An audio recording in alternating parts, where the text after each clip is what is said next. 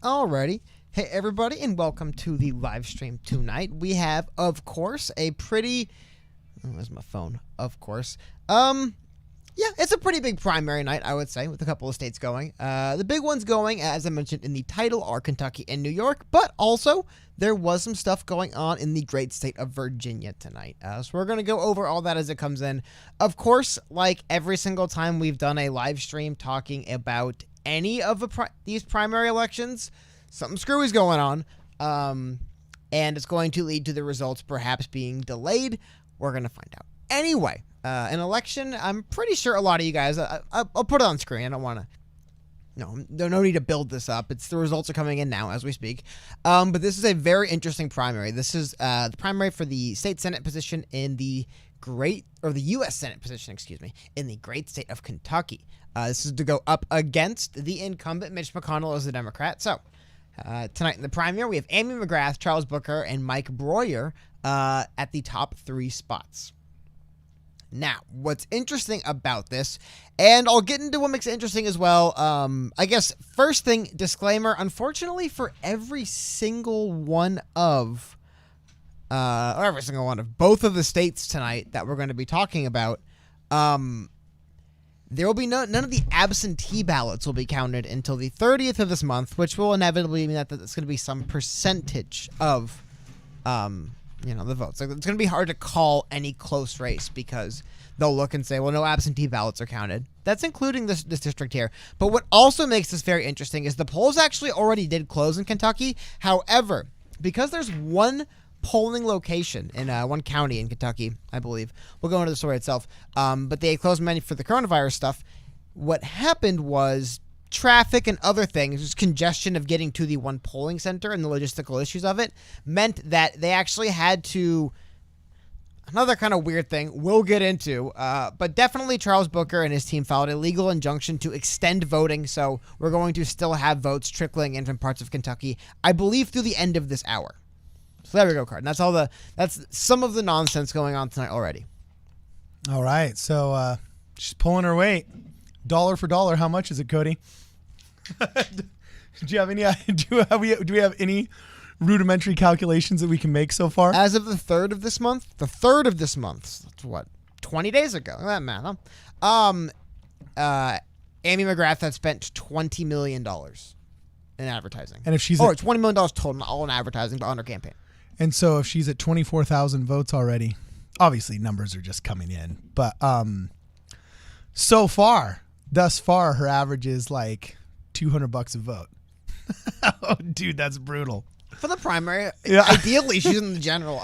We talked about this. We'll run over that really quickly for anyone kind of unaware of why we'd be focusing on this particular primary race here. Amy McGrath, can you say infamously? She was this big media, she's going to win this race in, I believe it was Kentucky for, was it a state or a congressional spot?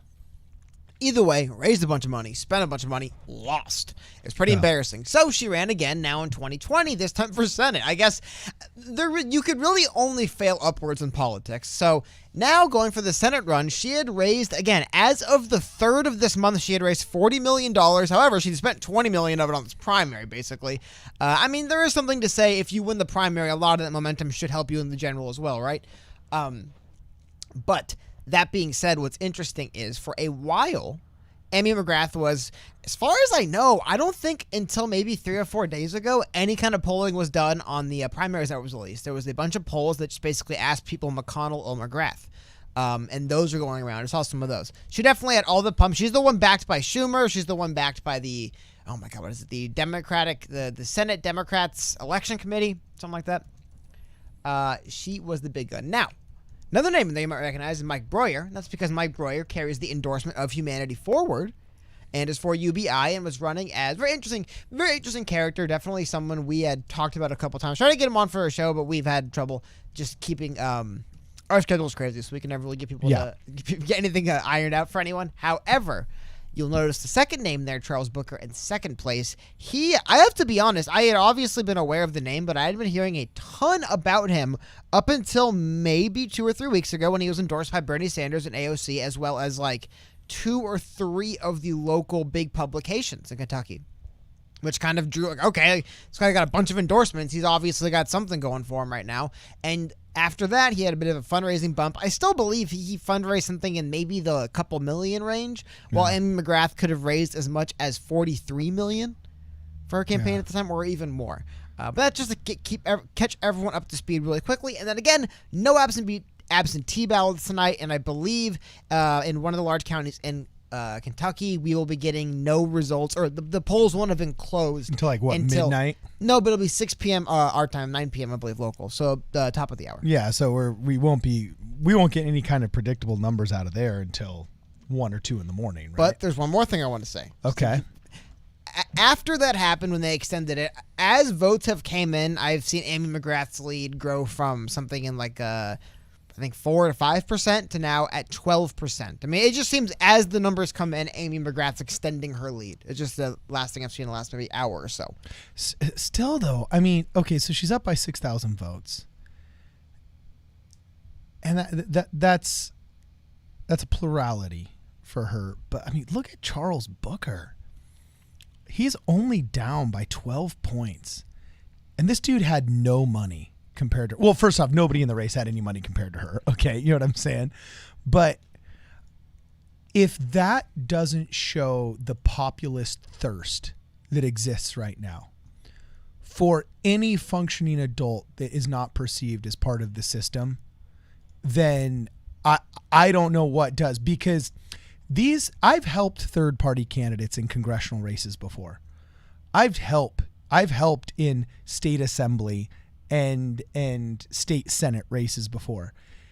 And even people that are running as secondary candidates in the 2 major parties are like proud if they get 2 or 3%. You know what I'm saying? This cat is walking away with 34.8 right now. That is impressive. And what's his budget? Do we have any numbers on his budget as of today? Exactly. I don't have I have the numbers open secrets. I believe it's just as of their filings. This is through the 3rd of June. I was about to say, that's but check out these numbers through the 3rd of June. Yeah, but I mean, but still, it's relevant and it's recent. First of all, Amy McGrath had outraised Mitch McConnell by that point. I want to highlight that. This cat doesn't have $1 million. I do believe shortly after this, in the time period after that, Charles Booker announced that he had fundraised something in the ballpark of, I think, up to around $1 million, and I believe something similar for Mike Breuer as well. Yeah, but still, $1 million bucks. Amy McGrath has spent 21 as of the 3rd of this month, so a lot. I mean, that is just incredible that somebody's walking away with 1/3. That is a house divided. I don't care what you say. That is a house divided. Well, no, hold on. It's a primary. Like that's it's a primary spot like right now for to challenge the incumbent. That's pretty. That happens in a lot of districts. Well, but you and I have covered a lot of elections. Yeah, we have. That's what I've seen happen a lot. Is that you'll have like 3 or 4 people because it's not like there is nobody. But not with 1/3. Who's ever hung out above 30%? I've seen people win these with 35. Like I mean, well, that was like 2016. Yeah, that was a weird. No, year. This in 2020. I mean, these elections do come down pretty close. It's okay. I mean, no offense to Booker. It's good that he's in second place, but I mean, I haven't seen anything that was like a shock here. You know, a little bit disappointing for Amy McGrath to have spent that much money, but she was just kind of she's the candidate of like New York and LA. I don't know if she's the candidate of Kentucky, right? I was looking at the stats. She's like the donor candidate, but I was looking at the stats today as we were prepping for this, Cody. Mm-hmm. Did you know that she has more money coming in from Massachusetts than she does from Kentucky? Yeah, I believe it. She has more Massachusetts money coming in than Kentuckian money. Mm-hmm. And 96% of her budget is from outside of her district. 96. That's not even carpetbagging. That's like not even your carpet bag is from in town. Like I don't even know what you call that. When 96% of your money is coming from out of your district, you're just a plain old foreign candidate at that point. Well, you know what I'm also, saying? like, I don't know how you would raise. I mean, because Mitch McConnell has, but I think he's the the Senate Majority Leader, who's a pretty high-profile politician. And like, is there anyone donating $40 million to a Senate candidate in Kentucky? It's a lot of money to give a Senate candidate. That's like a decent haul for a presidential candidate from a state in some instances. I mean, yeah, seriously. $40 million is a lot of money. Well, that was more money. Dude, we were talking about Andrew Yang hitting $30 million. Do you remember that? Well, yeah. Well, in like a quarter. Yeah. Dude, I think his best quarter was what, $10 million? You're right. That's total, right? Sorry, I was talking about like the big candidates. But yeah, exactly. To your point. And I remember when people talked about Bernie Sanders getting across 50 million, and that was like a big, huge mile marker. I mean, this race against Mitch McConnell is costing more money than entire president. Kamala Harris didn't have that much money. Kamala Harris did not have as much money at her fingertips as Amy McGrath did, and she was trying to convince 50 individual states to vote for her. And Amy McGrath can't convince one.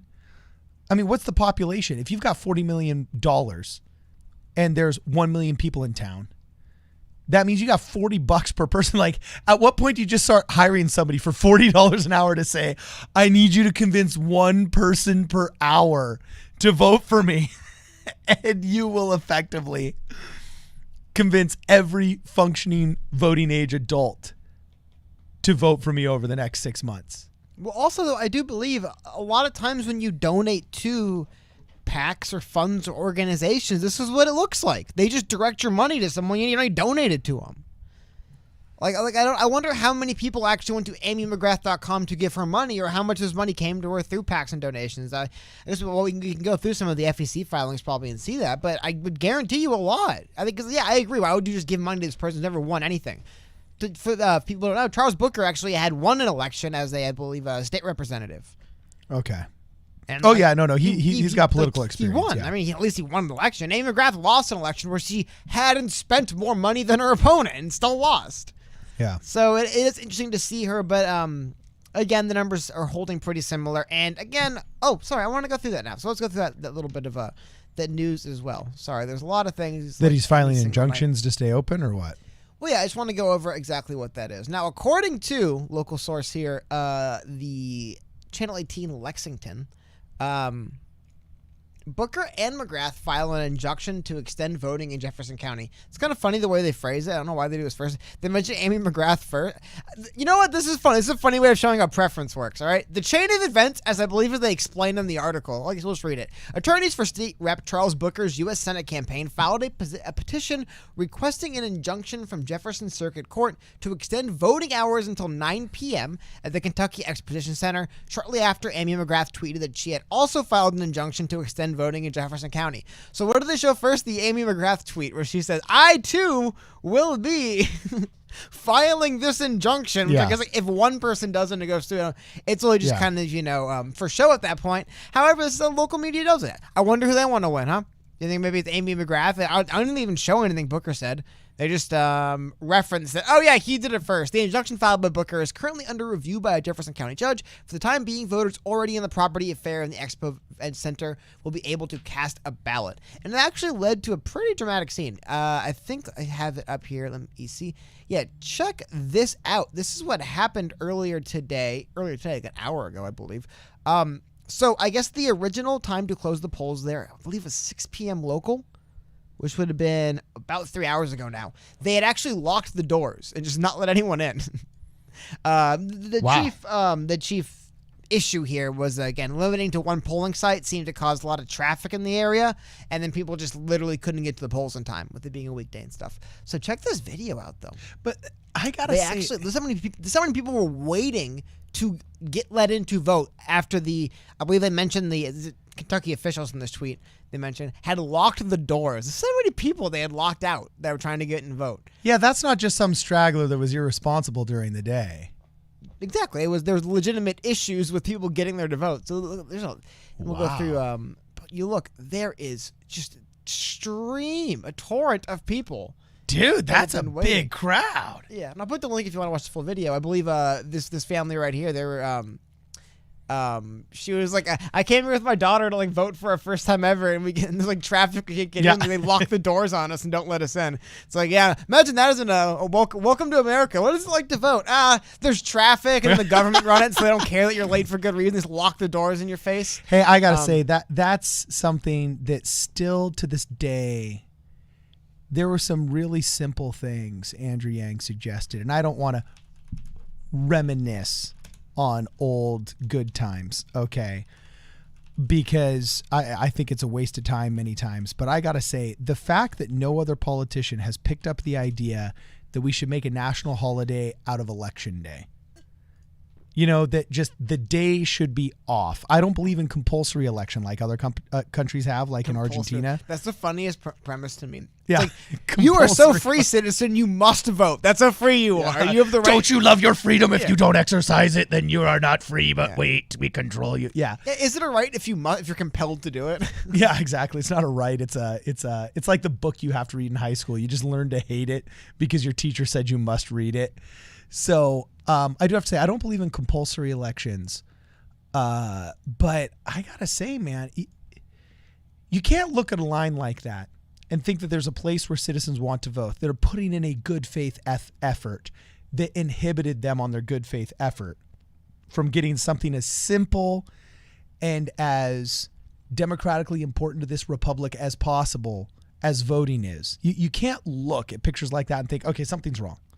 Infrastructurally, our system has a flaw. And I think that flaw is that voting day should be a national holiday. You know what I'm saying? Like, let's just get that one straight so that you remove the excuse of not going. So you remove the excuse of not being able to go because this was a straight up holiday. And I'm not here to say that you got to have paid time off or that, hey, you got to have this or that, but it should be a national holiday akin to Christmas, Columbus Day, you know, all those others. Let's do that. That's a basic. Okay. Keep going. I'm sorry I interrupted you, Cody. Yes. Well, we're going through it. This is a very interesting thread. So this is from a individual, a Joe Sonka. He's a Pulitzer Prize winning journalist. With no blue check mark? Courier. Oh, is he really a Pulitzer Prize winner with no blue check mark? But check it out. I believe the Expo Center was the video I showed you guys earlier, the people coming in. Check out the timeline here. So 9 hours ago, here in the Expo Center in Louisville, a whole lot of space and short lines to vote. And he actually mentions multiple times the biggest line in Louisville where people are voting today is at the food truck outside. Steady stream of voters continuing with virtually no waiting in lines. Again, 7 hours ago. This picture right here. This was the longest line of voters I saw inside over the last hour and a half. Dude, that's a huge voting facility. Holy crap. What is that, an airplane? Exactly. Hangar? But look at this empty space back here where no one is. Yeah. At 5 people, this is now the longest line of voters I've seen all day in Louisville besides the food truck he mentions 4 hours ago. They keep going. And now I believe, here we go. So, he gets into it. Now, these are videos of people rushing to get inside the building before 6 p.m. There was some drama over, are you allowed to vote if you're in line before 6? Does that mean you have to be in line outside? I believe there was contention originally he mentions about, can you sit in your car? Does that count as being in the area? Yeah, do you have to wait in the hot sun? Was like, in that the vicinity? sucks. But look, here's the rush. You had videos here, people literally running to get in to vote. This is, again, getting here. Dude, I love that, man. I love that. Yeah, but check it out. So, boom.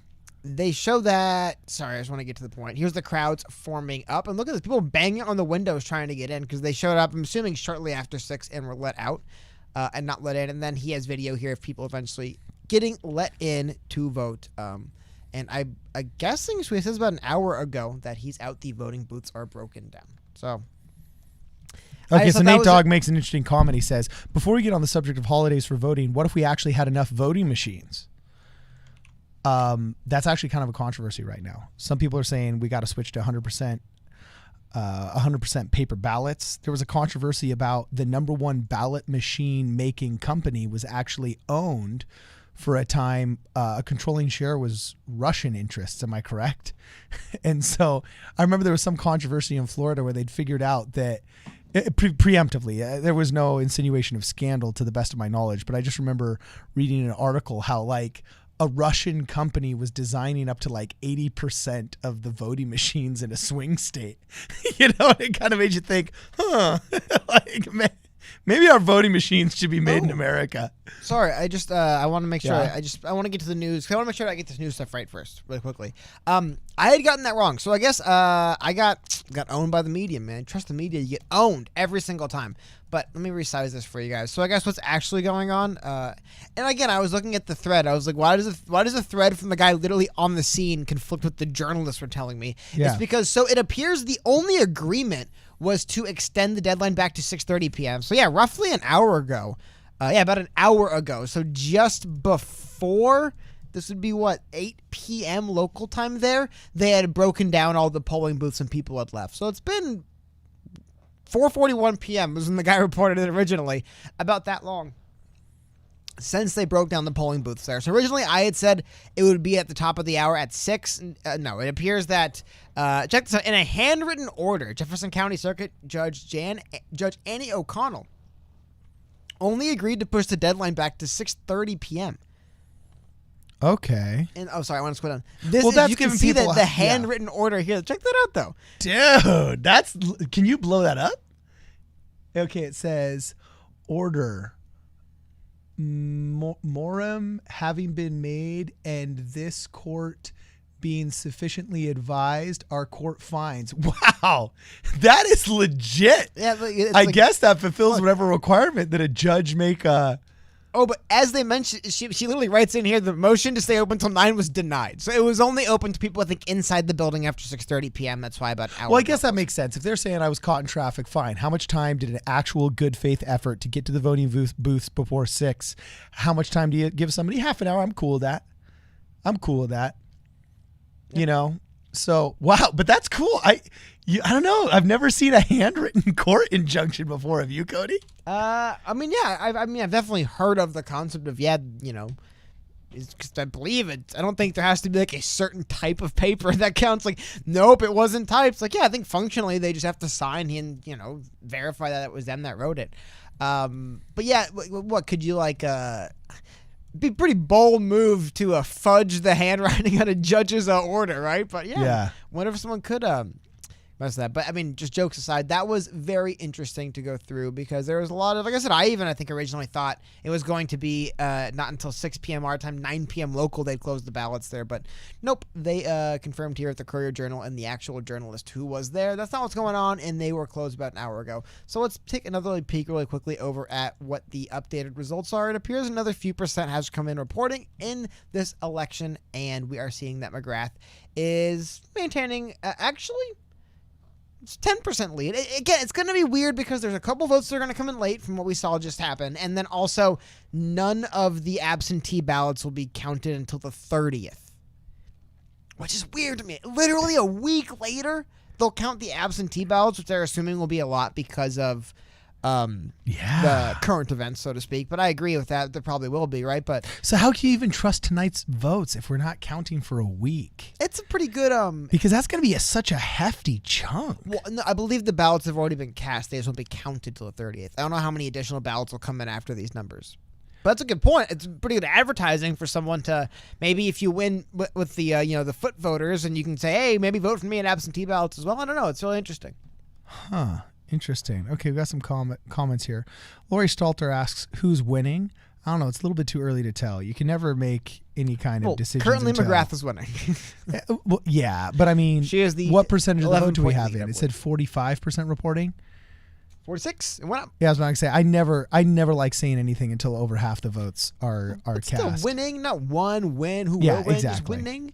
And then I haven't said anything about the other primary going on tonight. Hit Great it. state of New York. Just kidding. Don't like New York. Just kidding again. Hey, New York's great. Just kidding. Anyway, though, their polls close at the top of the hour. That's going to be roughly about 8 minutes. So we'll pop over and check out what's going there. Couple of very interesting elections going on in this state. Let's see. Do I have them pulled up here?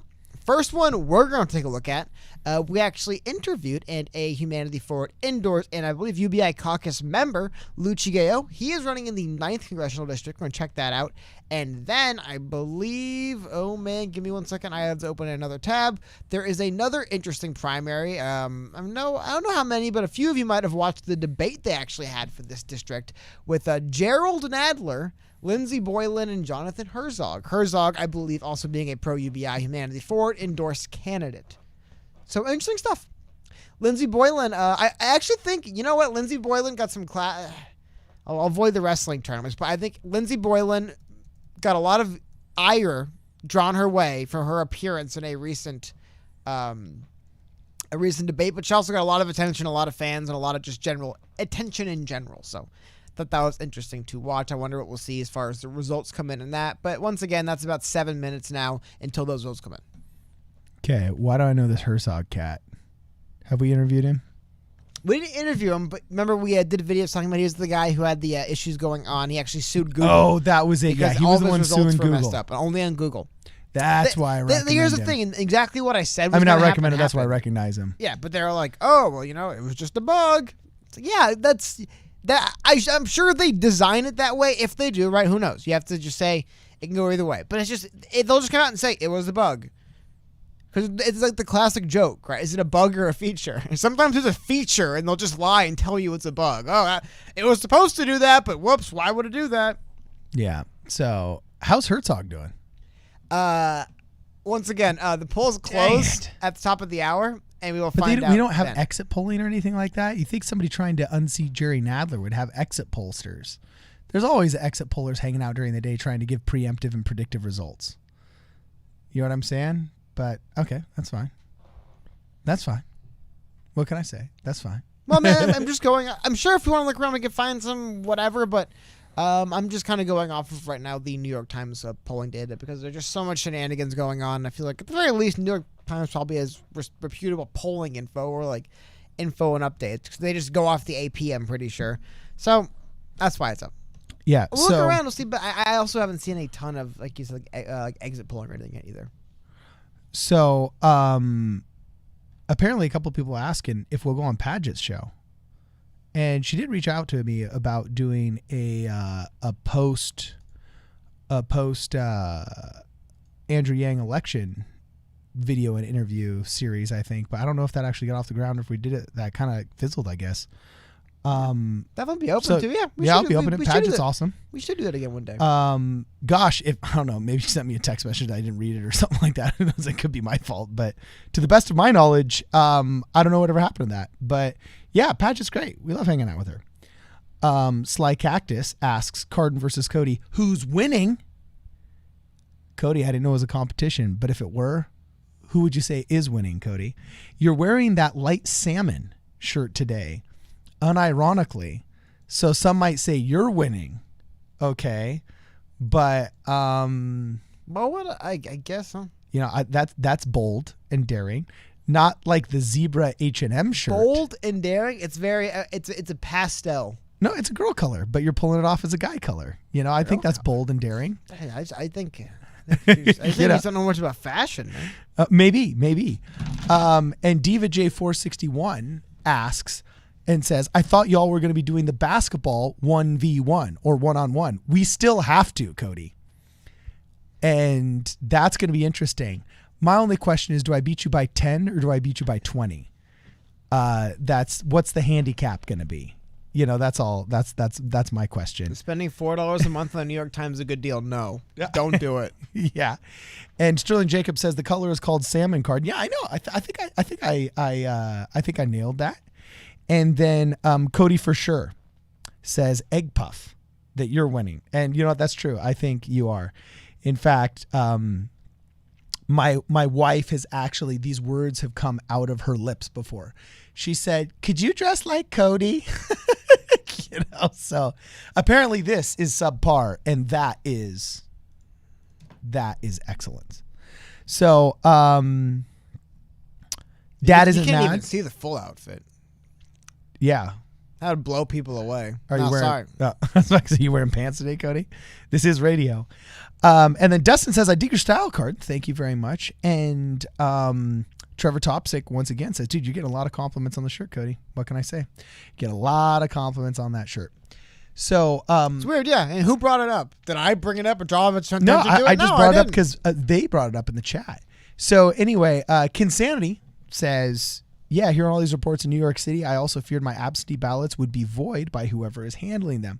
So I went in to vote in person as well to make sure my vote is counted." Yeah, we're getting a lot of interesting comments in the chat where people are mentioning how, for example, they weren't able to get an absentee ballot, supposedly in New York, because it was too late to sign up for absentee ballot voting.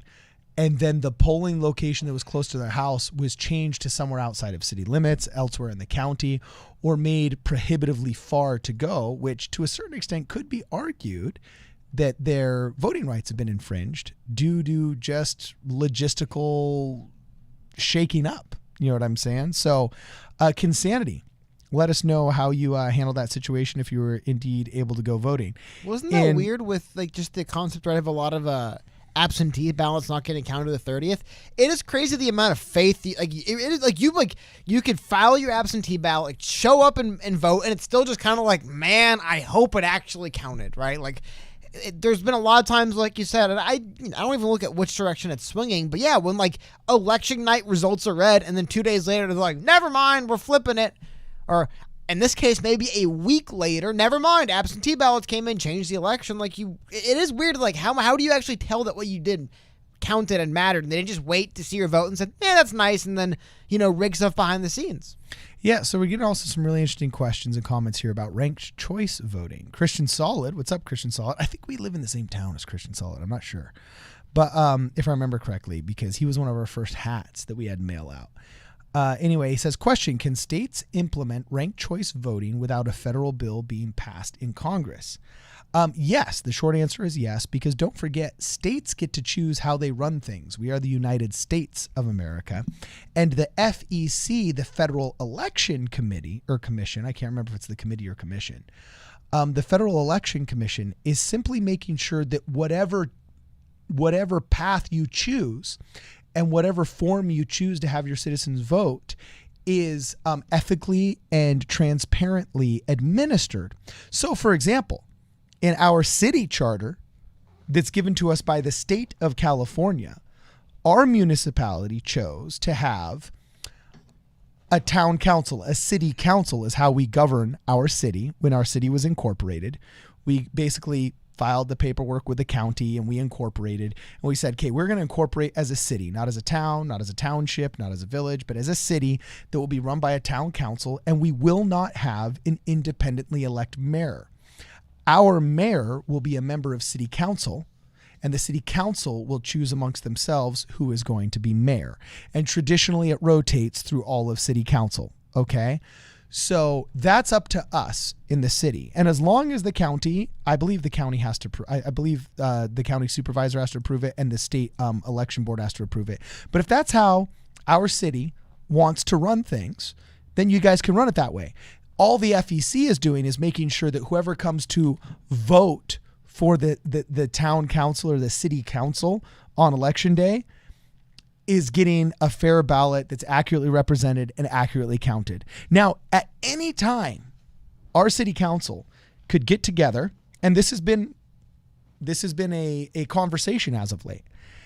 And they could say, look, we want to switch to district voting because our population has grown and now we're a lot more like the city of Los Angeles. And we think it's time that each district have its own representation so the town feels properly represented. They could also say, hey, you know what? We want to have an independently elected mayor because now mayor is no longer just a job that one of us do and rotates through. But it has enough of its own responsibilities that there should be a higher paycheck and a higher amount of responsibility put on the mayor. We could switch to having an independently elected mayor, at which point we would just have to change paperwork with the FEC and with the county.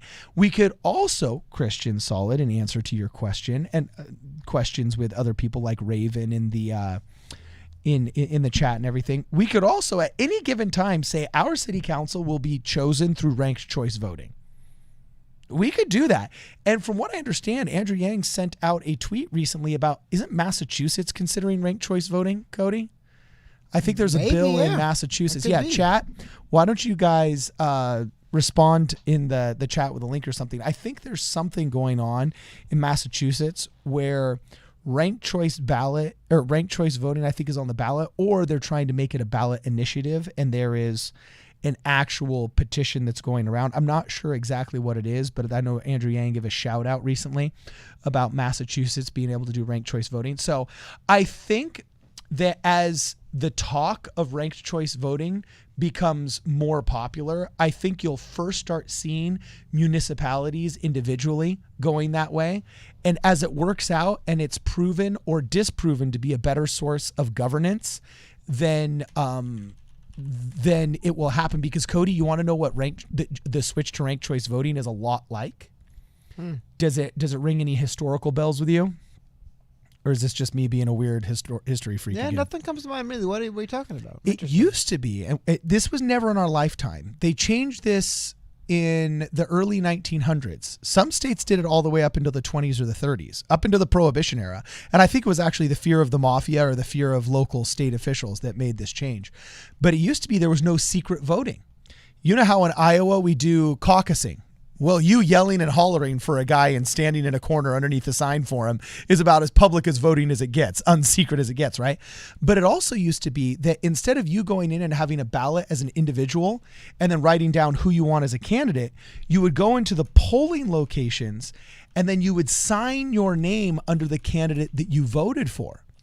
So instead of having an individual ballot for every person, every citizen, where you would put down the name of the politician, they would have a ballot for every politician, and then it was up to every citizen to sign underneath the politician. So you would walk in to a very controversial election on, for example, the mayor. Do I choose Mayor Buffett, the incumbent, or his political enemy, Representative Dobbeldinger, and there would be literally a ballot for Buffett and then a ballot for Dobbeldinger. And then when you went to go sign your name for Buffett, you could see who else was voting with you. And as you walked by the ballot for Dobbeldinger, you could see the past 15 people that had voted for him and think, well, what's Kathy doing? What's Frank and Alex doing? You know what I'm saying?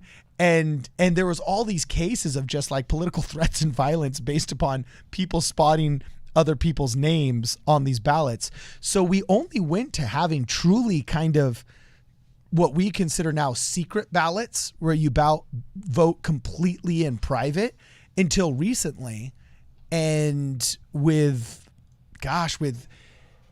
everybody's frustration in our electoral system, I think within the next 10 to 15 years, we could see a widespread shift to ranked choice voting if the movement gains enough steam.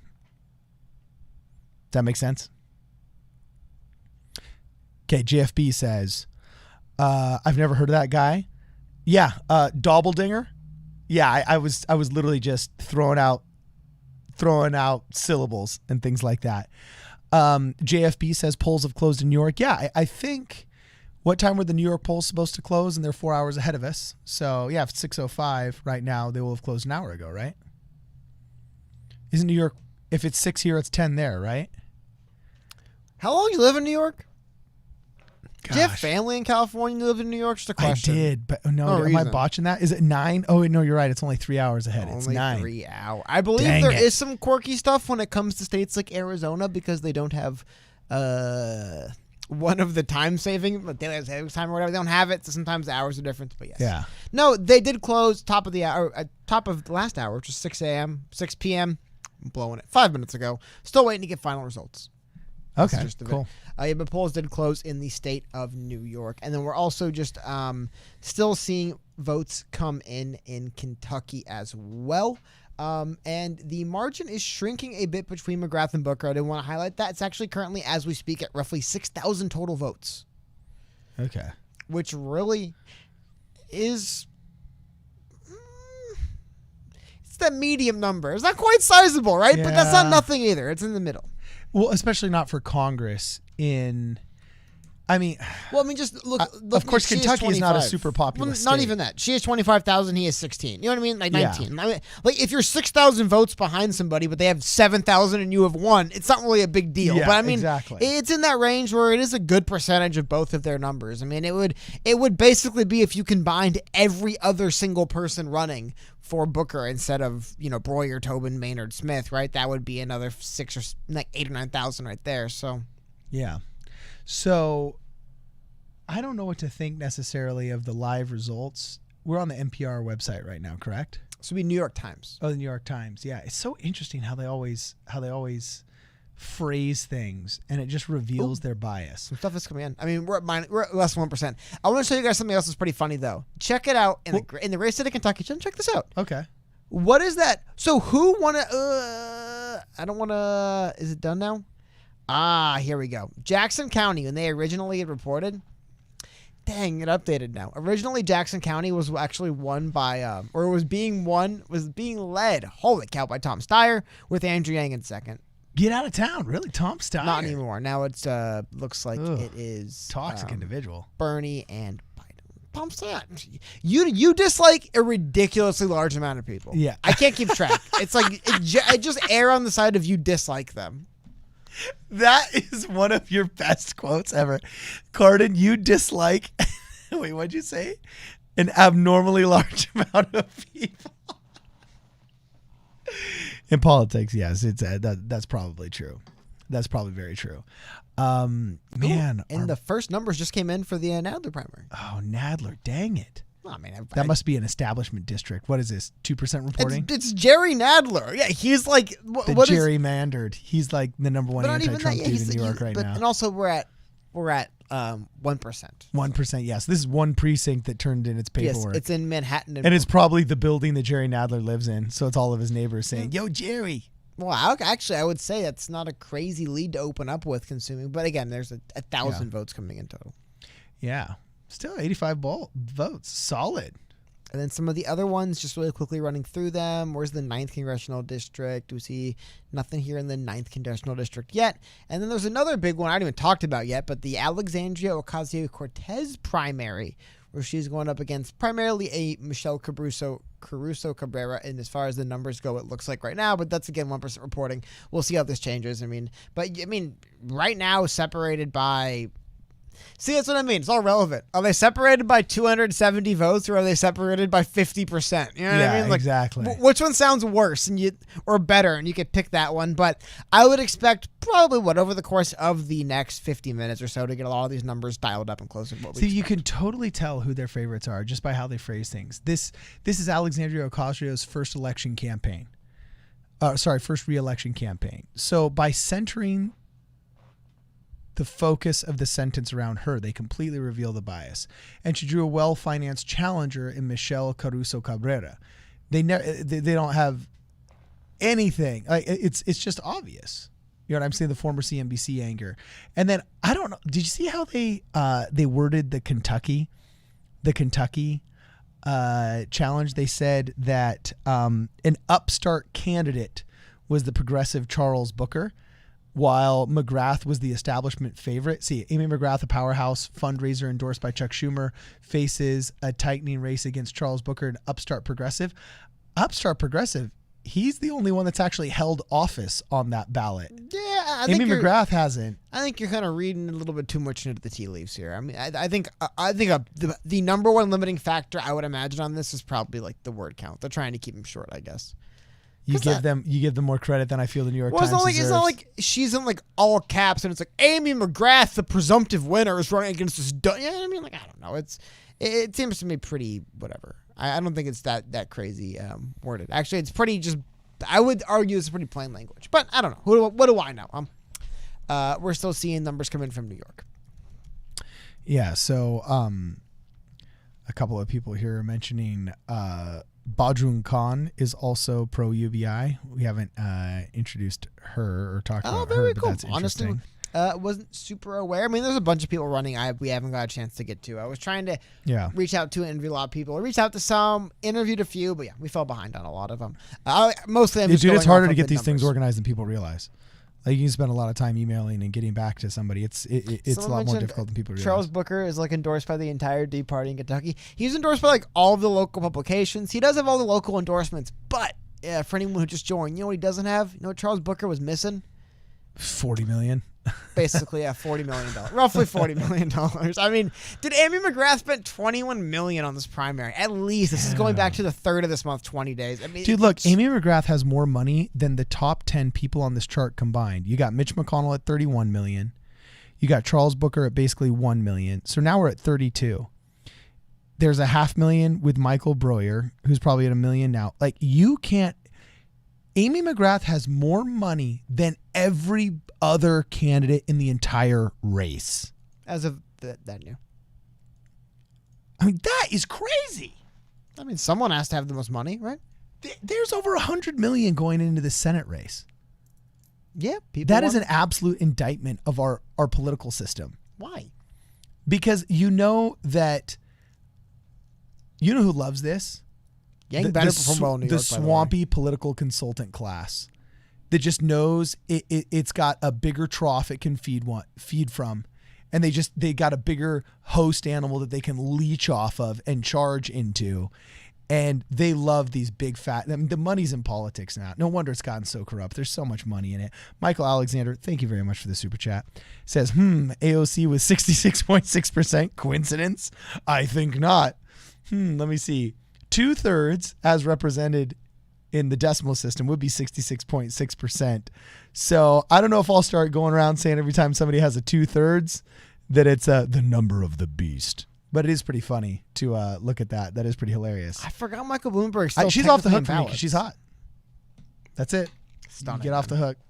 You know what I'm saying? Hey, tell me more, please. So, but anyway, take a quick look at the presidential numbers that have come through. There's still technically a presidential primary. New York is interesting because it is the home state of Michael Bloomberg and Andrew Yang. So I was interested in looking at that. And, Northeast would be close to where Bernie Sanders and Warren represent. I don't know if there's beef between, Connecticut. I think there's definitely beef between Massachusetts and New York. So we'll look at that. But Bloomberg doing, I really hope Yang beats Bloomberg in New York. I have to admit. I do hope that happens. You hope Bloomberg? Oh, that's funny, man. That's actually really funny. So, Informo234 says, "Bro, I forgot about Bloomberg." I saw his face there. I'm like, hey, because look, where's but the echoes? They're coming. Well, where's Bloomberg on the Kentucky ballot? I don't think I don't know if he's on it because I remember he was like, he was just gonna like appear on like he was gonna target a few states and I was gonna win those and ride that to victory. But yeah, if he is on the ballot in Kentucky, he has less than 191 votes there. I mean, it is easy to forget he's actually running for president, and then you see him up there with the big 1,000 right there. Interesting. Yeah. Wow. Jeez. Didn't you say there was video of him crying? It's not even video. He was tearing up and crying a bit when he came out and delivered the Bloomberg campaign, man. What a whirlwind. It was like he announced it, spent a bunch of money, and then, maybe 3 or 4 months later, he was crying on a stage saying, thank you, everybody, for supporting me. And it was like all people he had functionally paid to be there by hiring. Very, very, very, very weird experience. But hey, look, he's got 1,300 votes in his home state of New York. So good for him. So Nate Dogg makes an interesting comment here. Question, we should say. It says, Trump signed an order saying nonprofit political organizations don't have to disclose where their donations come from. ... Broken man. Are you aware of what Nate Dogg's talking about? Could you send a link? Because I've always understood, according to the tax code, that it's dependent upon what kind of political organization you file as. For example, if you file as what's called a 527, that's a political action committee, that's a formal committee that is partisan, or is a political party, which means you will not be taxed on your donations, but you have to declare who every one of your donors over $99 is. And that's what most formal campaigns are. However, 501c3s don't have to declare who their donors are, but they're not allowed to advocate for political activities, while 501c4s, are allowed to engage in political activity, but in a limited way that is 49.9% or less of their budget, while 50.1% or more of their budget has to be, quote, social welfare. So, for example, the American Red Cross as a 501c3. It's also why churches aren't allowed to formally endorse candidates because they're a 501c3. But the NRA, for example, which is a 501c4, is allowed to because they say, for example, okay, 51% of our funds gleaned from our donations are going towards firearms safety courses, firearms awareness courses, so on and so forth. We reserve the right to express our political opinion in regards to Second Amendment issues.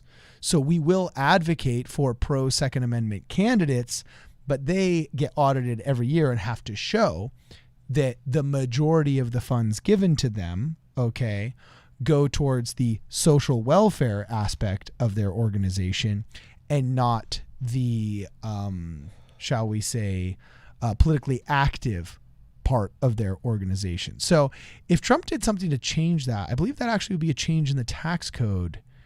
And I'm not sure exactly what you're referencing. So if you could send us a link, that would be great. Let me see. It says it froze. Are we back on? Do we lose internet connection, Cody? We good? Awesome. Rock on. And then Mark Marvin says, OMG, Biden is in the lead and Bernie and Yang are that low. I'm devastated. I can't take any more of this. I'm out. Good show, guys. See you later. It is frustrating when other people don't like your candidate or see the vision that you have. Can't say I'm too disappointed about the Bernie Sanders lack of success. I have to but imagine it was. I mean, it's yeah, I think he's all joking. of them have suspended their campaigns. He was a little bit hyperbolic to endorse Joe Biden. But we are, I'm still with Jimmy Dore on that one, where he laughed at Andrew Yang saying, I can't wait to listen to you for 6 months try and explain why we all should vote for Joe Biden. But I do have to say that also, it's interesting seeing these Yang numbers come in. It's interesting to me. And I don't know where I fit on the scale of should you vote for him even though he suspended his campaign or not. Like, what message do you send? What do you mean, what message do you send? Vote for the person you want to vote for. Yeah, I know. Well, some people view their vote as a strategic action, while others view it as a moral statement. Oh, yeah, moral statement. You know what? You're a moral statement person. I like this person. I'm going to vote for. Let me pull out my tome to go specifically through what kind of vote. If you want to vote for Andrew Yang, vote for him. And I think that's what we see. People who want to vote for Andrew Yang, vote for him. Yeah, I hear you. So, vote for Harambe still if you want. Vote for Kwame Brown if you want. It doesn't matter. Vote for just whoever you want it is. Vote for them. Speaking of which, look at that uncommitted section. That's a solid 19.9%, man. I mean, I think that, but that's rough. That's a really high Harambe line. Well, it's because the election's already over, though, is why. It doesn't matter. Like, if you want to vote for these people, go ahead and vote for them, but there's no real nothing to fight for, unfortunately. So, and the McGrath Booker line keeps moving. It looks like in New York, just like quickly running through. Okay. We're going to have no upsets, apparently. Alexandria Ocasio-Cortez seems to probably be extending it pretty bigly, at least for tonight. Again, none of the stuff is mandatory. But it looks like, generally speaking, we have an incumbent winning in the 12th district. It actually is a pretty close one right here, though, but with less than 1% reporting as well. So keep that in mind, guys. Numbers are very low. I just wonder if these will be the trends we see continue. Sometimes you see the inverse. The first 5 or 6% are one way, and then all of a sudden they start counting a bunch of different stuff. I would say it seems to happen less from what I've looked at in smaller congressional stuff, because it isn't like they missed a county or something, right? It's like they're counting only in this area. So just going through, looking at this, it looks like a couple close, but again, very, very low reporting numbers. And unfortunately for tonight as a whole, we're not going to get too much of an idea of who's going to be winning any of these seats, because absentee ballots will not be counted until the 30th, and many states are expecting a larger than normal amount of absentee ballots. Yeah, so Elizabeth Norris says something interesting here. I voted for Yang in my state's primary. Okay, it looks like she didn't have the chance in the general. But Inforno follows up, Inforno 234. Inforno 254, you make good comments, man. You should join. Join the channel. Says, question, this is a good question. Has Yang ever won a county in any of the states?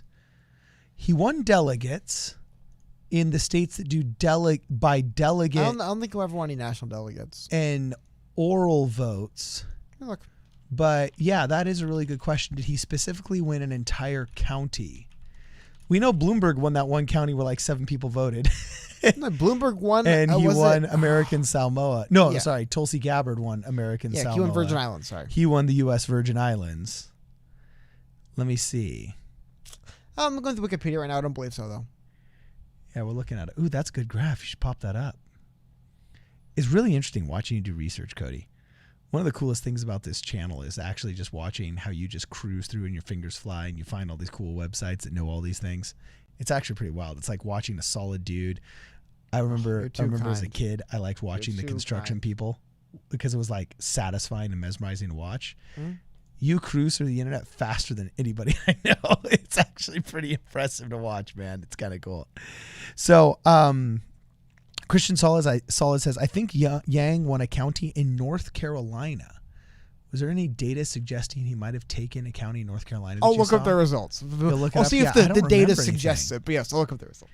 So, J Perrin 001 also says, yes, Cody, vote for who you want. No one else cares about your quote statement, end quote. Yes. So It's a private ballot. Unless you go on Facebook and huff and puff about who you statement voted for, no one knows but you. So just vote whoever personally makes you happy. but what if huffing and puffing does personally make you happy? And you know, it's part of the process. And we're all the worse for it, I guess, is the problem. All the worse for it. Oh, that's funny, man. That's funny. Inferno234 says, I'm entering my senior year in high school, so I can't join. That's hilarious. Hey, those COPPA laws that we were talking about yesterday, man, you're a smart kid. You're becoming a senior and you're regularly You are old, man. in a political chat dropping questions. Like, did Andrew Yang ever win any counties? Like, most kids in Forno's age are doofuses that don't even know how the election system works. And here he is tearing up a chat room with a bunch of adults. Dude, this is awesome. Good job, Inferno. You're going places, man. That's great. Trevor Topsic says, Yepsy. I don't know what that means. But Dustin points out that none of the candidates here in Arizona make me happy. Yeah, dude, I think there's a lot of people. That are sitting in the none of the above club right now. And I'm really curious. I'm really, really curious what 2024 is going to look like. Because you basically have 2 nearly aged out parties where the entire first string bench is in their 60s, 70s, and soon to be their 80s. And they all can't play together, and time is not on their side. Both these parties are going to look drastically different within 4 years. Wouldn't you say, Cody? I mean, am I wrong? Times are changing, man. However, did you see that Pete Buttigieg is currently leading in a county in New York? Get out of town. Look at Buttigieg. Early on, but that was I What a did cute not little expect to see him. Human squirrel. Did not expect to see him there, especially because he has less votes than Andrew Yang and like Michael Bloomberg, 3,000 votes. Because he paid a lot of people in New York. Michael Jones says 2024 equals Hottie McEnany plus Ivanka. Dude, that'd be a powerful ticket right there.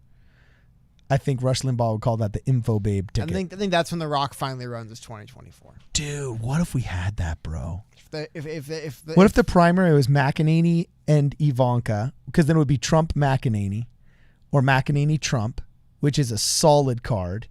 And then you had Johnson Willenick. That would be, because then who would the feminists vote for? Why doesn't Spider-Man run with Spider-Man and who else? You can have Spider-Man and Jackie Robinson. They'll run. What a ticket that would be. How could you vote against Spider-Man and Jackie Robinson? So Master of Music makes a really interesting comment here, and I kind of feel where the guy's coming from. Master of Music says, I'm in Kentucky hoping Charles, meaning Charles Booker, I'm sure, pulls an upset. I'm Republican, so I didn't get to vote for him. Yeah, that's true. Kentucky is not a jungle primary. It's by party. And in some municipalities, Democrats allow all people to vote, depending on the state, and others you can only vote if you're registered within the party. Okay. California is that way, for example. As a Republican, we cannot participate in Democrat elections. But Democrats allow independents to vote, but Republicans, for example, don't allow independents to vote in the Republican primary. But Master of Music 1 says, I'm in Kentucky hoping Charles pulls an upset. I'm Republican, so I didn't get to vote for him, and it doesn't look like Breuer has a chance. McGrath is actually worse than Mitch. It's insane. Yeah, I think there's a lot of people that really feel like they're politically homeless. I think political homelessness right now is a huge issue because, I think sometimes I feel that way. Oftentimes people think I'm like some big time Republican or whatever, but okay, how great is a platform? Though I might believe the platform's better. Okay, how great is a platform if nobody's there willing to defend it or work hard on its behalf? The quality of a platform doesn't matter if there's no candidates out there or politicians that are going to defend the best parts of it.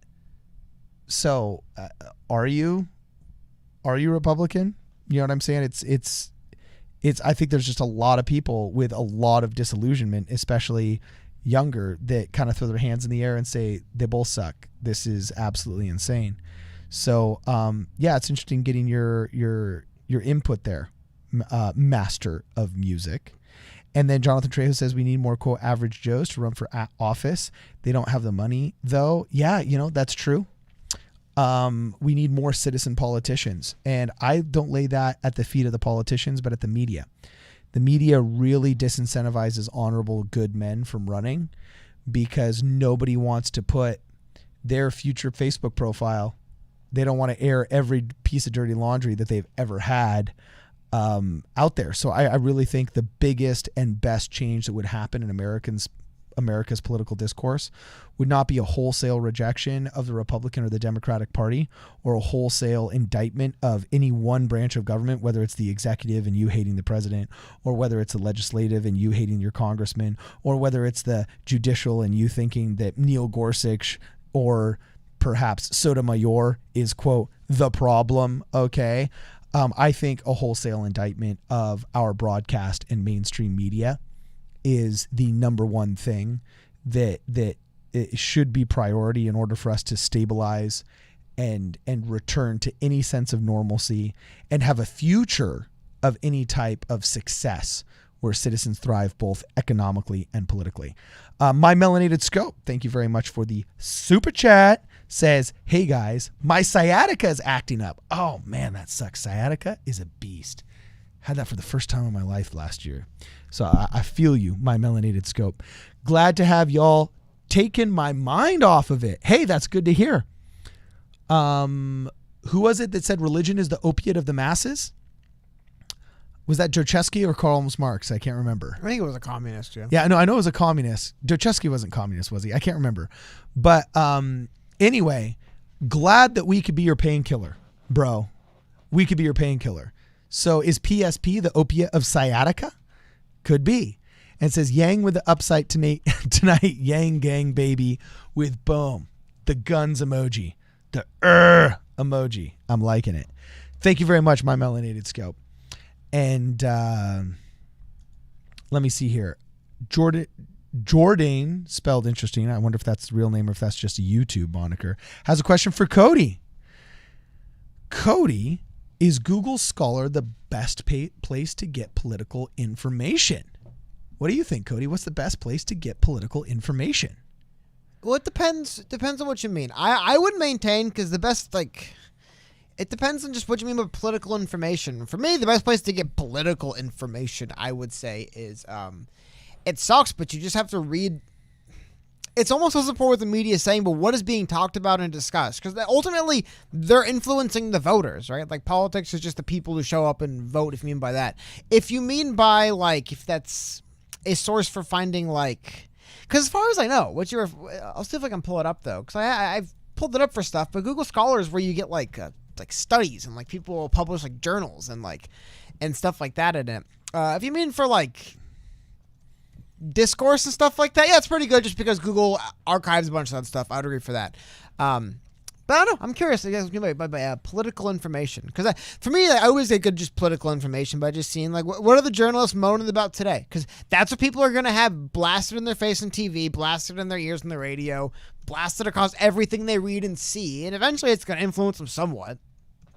Okay, and also I don't know if that answered your question. I apologize, but well. If you're asking if it's a cool service, yes, it is. I've used it a couple times. I've been like, where the hell am I going to find this? I doubt I can even find it anywhere. And you pull it up on Google Scholar and it's there. So that's cool. Yeah, but Google Scholar is also it's a different algorithm that is meant to find credible sources that you can cite, and so it prioritizes periodicals and journals and so on and so forth. So again, which is useful though, because just someone could have Yeah. the greatest opinion ever, but like it doesn't matter. Like what is Yeah. actually being discussed, cited, and sourced. I guess if you mean in that kind of sense, yeah, it's pretty good. So Jordan Lara says, I have a family member that disregards anything that doesn't come from Google Scholar. That's funny. Well, the only reason why Google Scholar is good is because its algorithms are meant to try and tap into, I believe the requirement to be on Google Scholar is that you have to be peer reviewed. So, for example, if you're trying to find the best information on, I don't know, riots today in the Chaz, okay, you're not going to be going to Google Scholar because they're not peer reviewing what some live streamer is streaming out of the Chaz, okay? And his information is about as good as it gets because it's unfiltered, real-time, But live. also, I wonder what you mean. But if you mean about like So it's just how you classify information. I guess, but yeah, but if you have someone who only trusts, disregards anything that doesn't come from it, like, it's FSM, and I don't know what you do. Like that's. I'm sure I always maintain, doesn't matter what your position is, someone out there has argued it pretty well, and you could use that information. So it's probably out there, but if it's ultimately, that's the other thing too. It's one of the reasons why I try not to get ironed down to any particular one source as being like, that's, if you have some source that to you is just like the unimpeachable truth, if no one else really feels that way, it just doesn't matter. You could be like, but they're the most authoritative, and everyone could just say, we don't care. That happens a lot. So I try to just mostly stay informed of multiple different points of view, because a lot of people seem to just say, I don't care. What was that? What was what? I don't know if it's my headphones. But a lot of people are just basically saying, like, I don't care what you... Like, for example, there's people who will just be like, New York Times, I don't believe anything in that rag. Or the inverse of, like, New York Times, everything they say is true, right? It's like, what are you going to do? Okay. That's a toughie, man. I don't know what the answer to that is. So, got a couple of questions here. And 40234 says, question, do you think progressives are going to be more successful in elections in 2020 than in 2018 midterms? It kind of depends on how you define progressive. I think now a lot of these titles have lost their utility and their usefulness because a lot of what progressives want are just what Trump supporters want. And oftentimes they're populist ideas that really are the same on both sides of the aisle, but just semantically present themselves differently. So if by progressives you mean just self-declared more left-leaning Democrats, maybe, but once again, it goes down to the political will in their area and how hard they work. Like at the end of the day, retail politics is still a function of hard work. It's more a function of your work ethic and your fundraising than it is a function of your ideology. This is early, but like, as Gerald Nadler noted, a retail politician, Jerry Nadler. But he works hard at pushing. He toes the line and gives the goodies to the people that How donate. many people do you think live in his district have ever seen him in person? Well, you couldn't miss him 4 years ago, and yes, I am body shaming, but well, I guess like he is fat. But that aside, what I mean is like, how many people do you think really have ever seen him in person that he represents? A shamefully low amount, which makes me think that Jonathan Herzog actually has a shot at doing some damage to him. That's good. We're seeing it is kind of fascinating how close Boylan and Herzog both are. It almost does. I hate to say, if they consolidated, they'd lead, right? But the bigger thing I'm trying to say is it does look like there is at least an opposing interest. I mean, 66%, but yeah, exactly. Jerry Nadler. I he's probably just gonna win because he's Jerry Nadler. I wonder how many people actually would go vote and be like, Gerald Nadler, who's that, and know who Jerry Nadler is. remember the first time I saw Joseph R. Biden Jr. the fifth or whatever they call him. You know. Yeah. So the fifth. Actually, that would be an awesome family if it was cohesive enough and generational enough that you could get to the fifth. That would be epic. So Kale Delta says, hoping Yang at least gets over 42K votes in New York tonight. He got 42K in California, according to Real Clear Politics back in March. You know, it's interesting seeing a lot of these numbers. We won't find out again until end of the month, unfortunately. Yeah, it's. I was about to say, I was going to agree with you that that's one of those interesting facts that's gleaned after the fact. Long after the election doors close. And Daniel Joseph, thank you very much for the super chat. Let's keep those super chats coming, guys. Cardin, as a Republican, how would you feel about a Ben Shapiro ticket in 2024? Would you like to watch him on the debate stage? I'll answer those questions out of order. Would I like to watch him on the debate stage? Absolutely. Ben Shapiro would shred anybody apart. Oh my! Hold on. Is Is the 9-year-old running for president? That he does look really young. Well, no, it just like he was a local Los Angeles radio host Ben I would Shapiro speak with. Is like the undefeated king of debating people. An entire postgraduate course and a decade removed from him. He's the king at that. You know, so I do have to say, would I enjoy that debate stage? Yes. He can just whip out a historical fact that is relevant to the modern scenario so fast and blisteringly well. I would enjoy that as political theater. But how do I feel about a ticket? I have a question. What? Never mind. Keep going. About him is, first off, it would depend on if he ever wanted to run, but I question, he is a firebrand and he has no problem being a firebrand. And I definitely think that the media choice that Ben Shapiro has made kind of precludes him from ever being able to run as a candidate. Hold on. Not even that. Because Tiny Ben would get probably destroyed by any real politician. He's like many journalists. No, you think so? I don't know. He's got celebrity. People said that about Donald Trump. This has nothing to do with partisan stuff. Like many journalists, he is a journalist because guess what? No one gets to debate your articles. No one gets to debate your podcast. And he loves going to colleges and debating kids. I've seen him debate adults. He's not like a moron, but he's... Yeah, like I think he would have overwhelming support. I would support him. He would have support, but a lot of ideological journalists and authors and stuff, they go to that direction so they don't have to be in front of people arguing and reinforcing and proving any of their ideas. They get to just sit around and write about them. They get to do the ultimate. They get to perfect this thing without ever actually going out and implementing it. I get it. So many people remain journalists. He's one of them. No, I get it. Well, hold on. You don't think... I remember the tipping point of like, these videos, I guess, are vaguely interesting. There was a novel concept of seeing somebody debate like college kids and debate like college kids talking points on camera. That started off novel. Dude, it tipped over into the absurd of Ben Shapiro absolutely decimates. It got to the point of just like parody. And like 6 months, and he still does it. And it's like, I don't know. I think you don't like Little Ben. I like Little Tiny Ben. Or you call him Tiny Ben. Okay, I'll call him Big Ben, but that sounds like dirty for some reason. Why? Why would you call him that? I think is in the music video with Madonna, doesn't he say, "Do you like to see my Big Ben?" making a phallic reference of some sort. So now I just think of the Madonna music video of do do do do do do, whatever that one is, music I think it's called. Yeah, that's the guy. He's gonna run for president and win. Sacha Baron Cohen. That's it. So anyway, would I like to see him on the debate stage? Yes. Honestly, would I like to see him run for some kind of significantly influential political office? Yes, because I think he has a phenomenally great political mind. Who I'm hoping secretly runs in 2024. Cody, do you know who I'm hoping runs?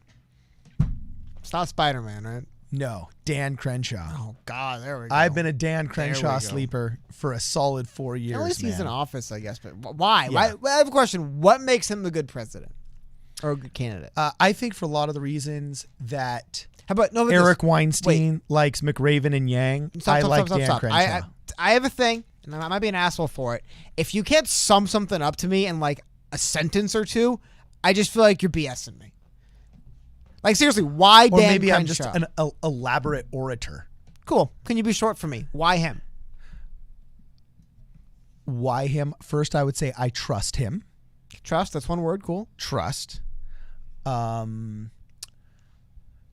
trust based on service, which would lead to knowledge. I feel like he has knowledge of how the military works. I feel like you're working geopoliticals. through to yourself right now why he'd be a good I know. candidate. You asked me a question, so I'm thinking out loud. It's my job. I'm a live streamer. I think out loud. Well, what I'm saying is this. If you really are that serious about the guy, maybe you shouldn't be thinking out loud to me and working through it to convince me. I feel like you're kind of convincing yourself right now. Like, yeah, he'd be good because of service. No, because I could tell that the plus name of the- failure equals time. It's like, dude, if you can't say he'd be, you know why I think Andrew Yang would have been good for president? I think Andrew Yang would have been good for president because he's actually addressing the modern problems that we are facing today, and he actually seemed to care about the people. That was something I thought stood out with him. I'm done. That's why I think I'd vote for him. He'd be a good president. Okay, and I could just sit here and I could say, yeah, you're talking too much. But the name of the game seemed to be individual words. So the first word that came out was trust. Then I Not thought doing the yourself second any one would be favors. knowledge. Okay, cool. And then third, I would say authenticity. I think he authentically cares about his constituency. So what is the practicality of trust off? What does he do? Why him? What has he talked about? What is he focused on? I guess you could trust him, but I hope you could trust anyone. Authentic, that's good. Well, actually, no. Here's another one. Age. He is one of the few that is able to bridge the gap between the old boomers that still run everything and able to understand millennial and Gen Z concerns, which is a totally different ball game. Our world is totally different than the pre-internet world before it. They all have pensions. They already have made their wealth. They don't have the same economic stresses the millennials have. They don't have the gig economy that all of us grew up in, and they don't have, honestly, the hopelessness. Okay, but again, I feel like you're not talking about what makes him a good candidate. You're talking about what makes young people. He's one of good. the few people I've seen in the modern American political discourse that bridges the gap generationally that I think is necessary because we still have a super boomer political system. And he's one of the few people that speaks boomer, but he also speaks millennial. And I think that's what's necessary. And right now in this time period, you need a bilingual politician, one that speaks here's the boomer other and one that question, speaks millennial. Yeah, what? And necessary to win or necessary to legislate? Which one? You said which more important, winning or legislating? Is that combination you described, is that going to be what you have to win or what you have to legislate effectively? I think he has enough chutzpah and enough cojones to win. He's obviously not afraid to go bare knuckle boxing, but he does it in a very controlled manner, which leads me to think that under stress, his temperament would be very presidential. So yeah, like the way he handled himself, for example, on, gosh, my chemotherapy medicine's making me forget crap again. Cognitive decline on this stuff is like legitimately noticeable. Bill Maher, that's the word I was looking for.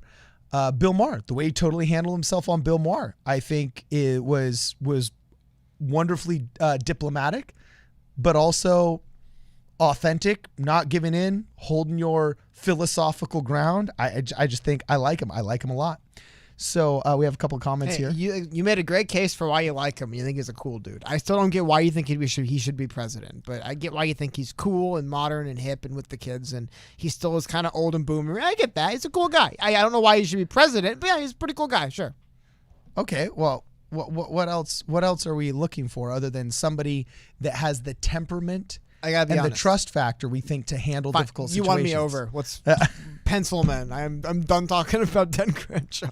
Okay. Lori Stalter says, chemo destroys brain elasticity. It took me 2 years to recover after my treatment. Yeah, I'm feeling you. I don't think as quickly on the fly. Excuses. I definitely noticed it. That's true. Excuses. The only thing I've really noticed, I feel like I'm firing on 7 out of 8 cylinders, guys. So I feel super blessed. It could be so much worse.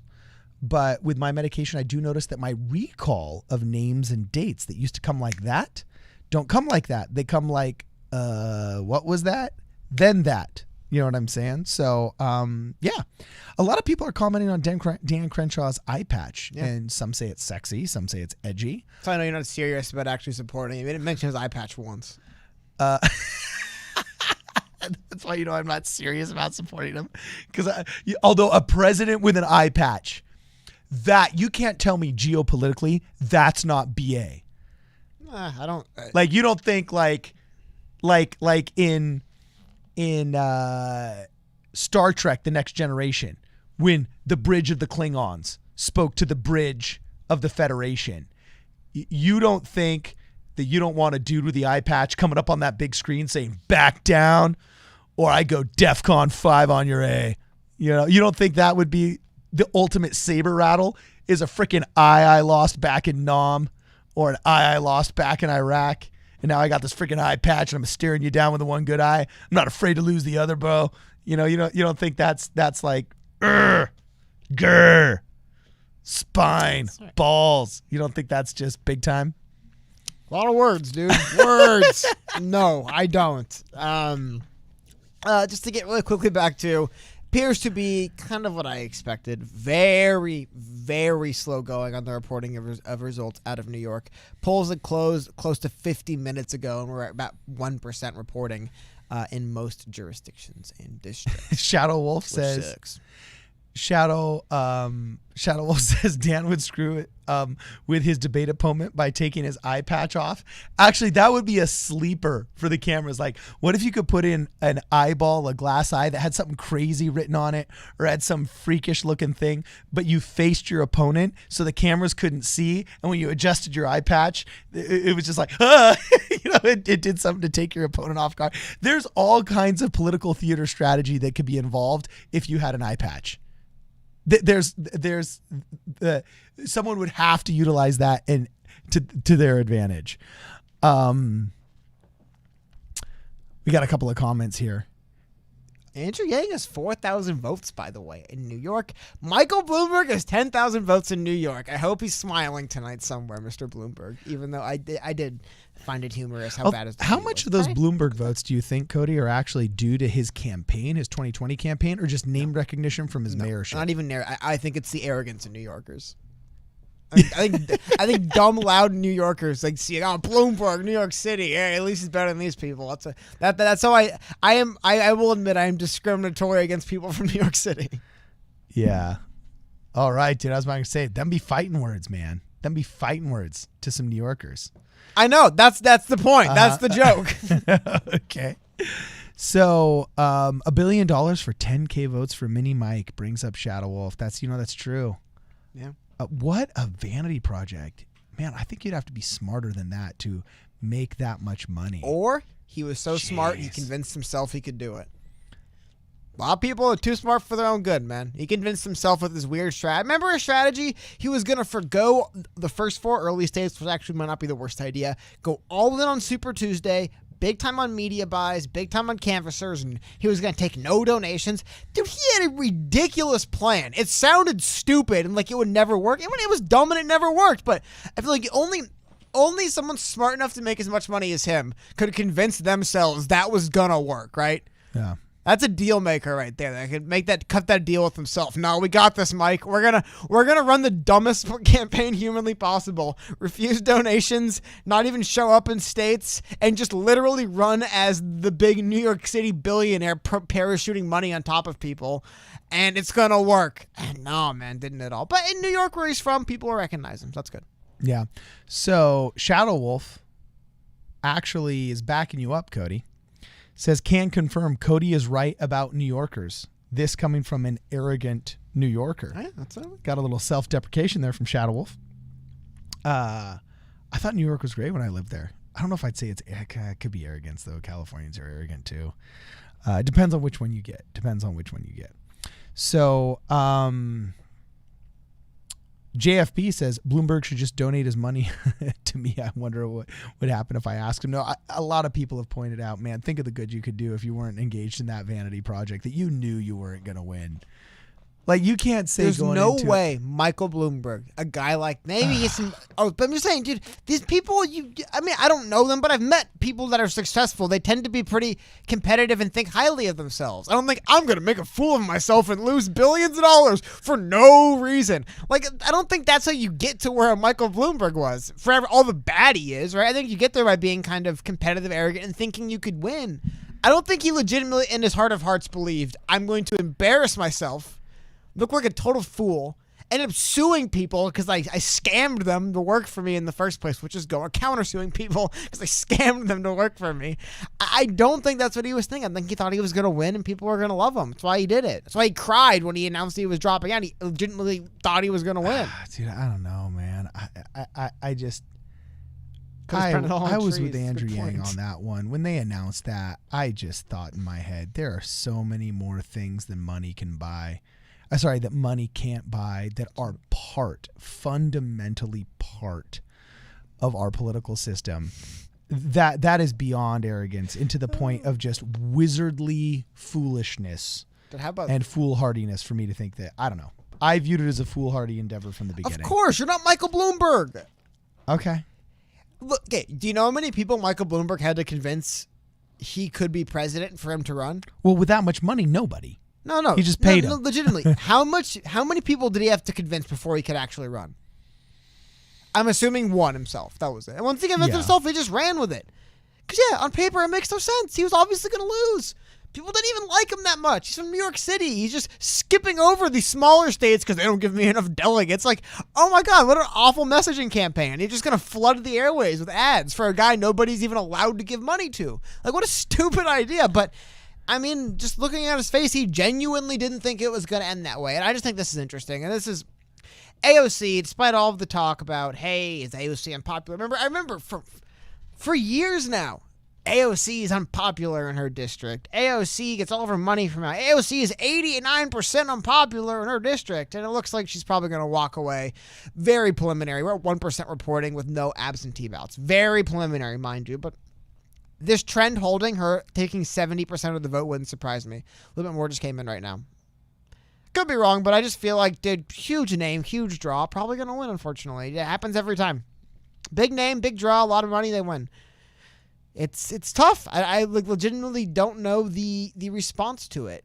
I was about to say, can you just do a review of all of these? Proved it. I mean, we can go through them again, but a lot of the stuff where it was before. The few we're keeping an eye on the individual stuff. The U.S. Senate Democratic primary in the state of Kentucky. This is the go against Mr. McConnell. Amy McGrath, as we talked about, has fundraised $40 million from all across the country. Absurd amount of money. It looks like, with not much more reporting, but she's held this lead is slimming. There was a while where she was gaining, and it's a much slimmer lead now, about 10% lead, coming into about the last half or so of votes to be reported. Again, we're going to miss a lot. I've said it multiple times, but until the 30th of this month, they are not counting absentee ballots all the way, so we're not going to know much more. All we're going to know is kind of the early results tonight. But that's what we're seeing in Kentucky. We can go up and look at the statewide, or for the president, is what I mean, across the state. And we notice that, of course, Biden winning, but that's not the interesting thing. Let's look at some of the other numbers there. Interesting to look that 30,000 people coming out at 50% reporting. If we just double that, 60,000 votes even for, I wonder how many Trump got. Like, I get Kentucky's not a huge state, but you can clearly see a lot of people are kind of like, what's the word? Over the primary. Just let Biden run. Nobody's like, no one cares. Like, he won already. Let him go out, right? But let's look at the other people. Who were they showing up for, right? It's kind of cool to see. Not cool to see, but look at Buttigieg, man. He got more votes than a lot of other people hanging in there. Andrew Yang with 986 so far, with half of their votes reporting roughly. Tulsi Gabbard. Deval Patrick, he gets votes everywhere. And again, the big known name here is, I was talked about before, Michael Bloomberg's not on the list. I don't even know if he's on the ballot in that state. And then we're going to look at New York, which is the other state, right? As we were checking out. We're looking through a lot of this stuff. A lot of the same stuff. Incumbents seem to have a pretty big lead in every other single district. Our boy Luigi Gallo, not doing so well. Who else I believe we're also taking a look at over here?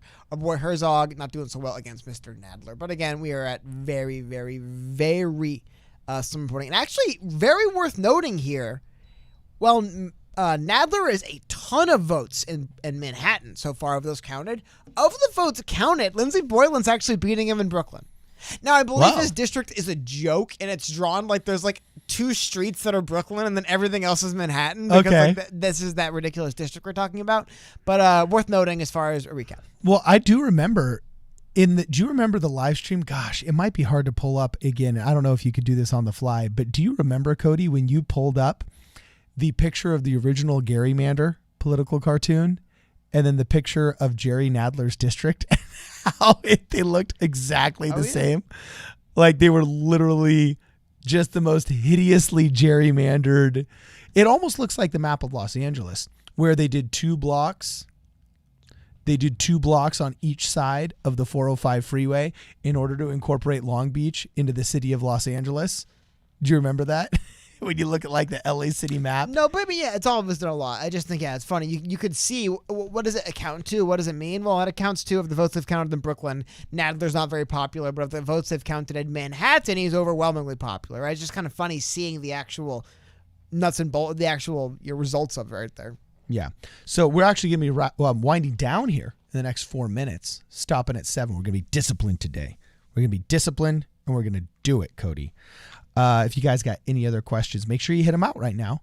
If you got any other super chats you want to send our way, make sure you get those out of your system as well. We got some interesting comments here. A lot of people are talking about AOC and saying it's inevitable she'll run for president. Cody, do you think she'd run for president, and could she pull it off and win? I think so. She's got the wrestling showdown. What would her? No, I agree. She got the personality for it. What would her age be though? She have to be running in 4 You years. have to be from now? over 35. I know. Would it be 4 years from now? She could do it next election cycle. So, okay, so 2024. To your point, yeah, the Democrats are definitely going to be, if she wins again in another midterm, 2022, big enough. That's a big jump, right, from Congress to president. But I could see her going for the run just because she would at that point legitimately be kind of like, you know, the young rising star. Yeah. I mean, I have a feeling she'd be harnessing the JFK vibe. She would perform, though. I don't see her performing better than Bernie Sanders did in this election, though. In the primary, I don't. You don't see her performing better than Bernie? See, I see her outperforming Bernie big time. But I don't see it better than that. What's more convincing? A beautiful young woman on social media with the Instagram filter on, or an old wild-eyed socialist blaming the billionaires and the millionaires? I don't know. I could see her harnessing. Well, are the they power of arguing social media. appearance versus policy? Because I agree. Yeah, if we don't have to count AOC's policy and she could just be for whatever, maybe. Then I mean, like, I would imagine she's very popular progressive. I don't see her brand being bigger than Bernie Sanders. I don't see the progressive movement in 4 years, unless some things change, really being that much bigger. I'd see it being roughly maybe a third of the Democratic Party. Maybe you could argue she'd be the one that tips the other half. Maybe she wins a very hotly contested primary. Maybe it's kind of like that early stretch with Bernie and Biden when they were neck and neck, but all the way to the end. I'll revise it. I could see that. I could see and that's what's right now. That's not counting 4 years worth of events, multiple elections, tons of stuff, right? But AOC is that next big face of the progressive wing of the Democrats running for office. I could see her maybe taking it deeper, but it's still, I mean, just looking at the results tonight, right? It looks like her aside, I think the Democrats are fine with her just for name recognition. They like her, but hasn't been a good night for progressives again, unfortunately. Yeah, so we got a couple of super chats here. JFB, thank you very much for the super chat and the super sticker with a cool little pair bouncing around. Dig it. And then we got V-Tran saying, thanks for your hard work. Hey, this is a lot of hard work, and we thank you for your thanks and recognizing it. It doesn't go unnoticed that you notice that it's hard work. Thank you very much, V-Tran. And then Pivot Guy 401 says, big jump from Congress to president. I think he's talking about your comment there, Cody. Big jump from Congress to president, ? What about reality TV star to president? That was even crazier. I would call it unlikely. I have a rule where normally if I hear something and I, in my head, say unbelievable, I stop and say, hold on a minute. Maybe I don't believe it, but yeah, it was unbelievable to me that Donald Trump actually be elected president from his background. But I think Donald Trump is truly a unique and anomalous figure. I don't think we're going to see that be the new norm for politics. I don't think the new norm is ringers coming in from TV and media to just storm up elections. I think say what you want about him, he's got people talking about him every single day, and it's a pretty good thing for a politician. Love him or hate him, if you're talking about him every single day, it's pretty good for them. See, I think it's the new norm. I think it's the only way that people are going to. I think right now the trust in the political system is so low, people don't want much to do with already existing politicians. And that's why people are talking so much about Mark Cuban running. There's a thirst for all of these outsiders to run. I don't think that'll go away anytime soon. But okay, but it's not I that. think we'll see more celebrity candidates. Okay, but that's like saying, but it's not even that though. What I'm trying to say is this: like again, like say what you want about Donald Trump. It's like saying the future of basketball is going to be a bunch of LeBron Jameses. It's like, nah, dude, he's like one of a kind. He's unique. It's not just going to be like, well, the next guy comes along to be the greatest of all time, right? Like it's like you go to football. It's like, well, new Tom Brady's bound to come up soon, right? It's like, no, sometimes people just for whatever reason really good at what they did. And they're really unique, and they're able to succeed in ways that people wouldn't. Like, people always say, Tom Brady was like a 6th-round draft pick. Like, yeah, like, no one else has ever been as good as him, period. So he could come from the 6th round. He was the best of all time. I'm not trying to sing the praise of Tom Brady. I don't like him that much. But my point is, some people get to where they are because there's something about them that's just unique and special and different. And it doesn't mean that that's the new, they've set the stage, and that's what everything will be. No, I don't think we're going to find someone else like a Donald Trump that's going to run again in the recent history. Very bizarre, larger-than-life character for decades in America. Had established himself as like just a fixture of the country for decades. I mean, I think he's a unique figure. Yeah. VTran says time's up. You're right, VTran. That's why I'm reading this last super chat. Then we're going to go. JFB, thank you very much for the super chat. Who do you guys think will replace Bernie Sanders moving forward? Who is big enough to fill those progressive shoes for a 2024 bid? Yang, ?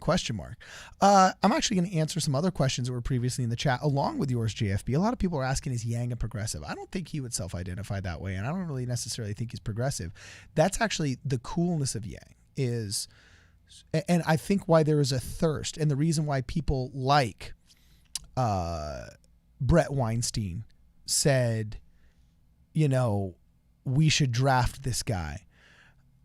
His ideology obviously is a very broad swath, from things that could be considered very conservative, like universal basic income, to things that could be considered, and his immigration policies were very conservative, to things that could be considered very, very liberal, such as, you know, him wanting to make ranked choice voting, wanting to have a media ombudsman, you know what I'm saying, and how about and things like that. The spirit of a thing like Medicare for all. I think did he ever? I think like he did iron out his Medicare for all point at one point, but he always had a funny stance on Medicare for all. He was like, the spirit of it would be good, or so. I never know. I think if you were to balance the conglomeration of all of his different views and policy proposals, you would come up with the general impression that he is as Weinstein suggested, a center-left candidate, while McRaven is a center-right candidate.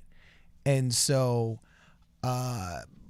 that's what I think about that. I don't think he would self-identify as progressives, or would progressives necessarily want him once they dove in deeper to his policy proposals. He's not popular with progressives today. Yeah, exactly. Yeah, you remember how the Bernie Bros were just lambasting the Yang Gang in the early days? It was brutal. But just in general, like the more progressive people don't like Andrew Yang anyway. Not like they dislike him or hate him, but he's not really popular because, hey, he's not a big-time progressive. As far as the future of it, I do think AOC is next in line. Yeah. She's positioned herself to be that person. I don't want to see who else it would be. Yeah. So Shadow Wolf says, they're still lambasting us, Cardin. That's probably true, Shadow Wolf. That's probably true. Keep fighting the good fight, bro. And Hectic Energy says he negotiated for them. It's a balance reasonable people jump onto, ? And JFB says Booker's only 9% down from McGrath now. Yep. We'll check that out right before we go. Polling, yep. He's creeping polling up as they keep coming in. Dude, this is so interesting. That's so interesting. So anyway, we're going to keep looking at this. We'll stay in the chat for a little bit. Before we go, make sure that you guys check us out on Discord. Sign up for that server. We're going to want to have a call-in show tomorrow, Cody? Should we do another call-in show? I mean, I won't be here tomorrow. Oh, wait, yeah, you won't. So maybe I'll see if I can't do it via phone. We still got the old phone number running.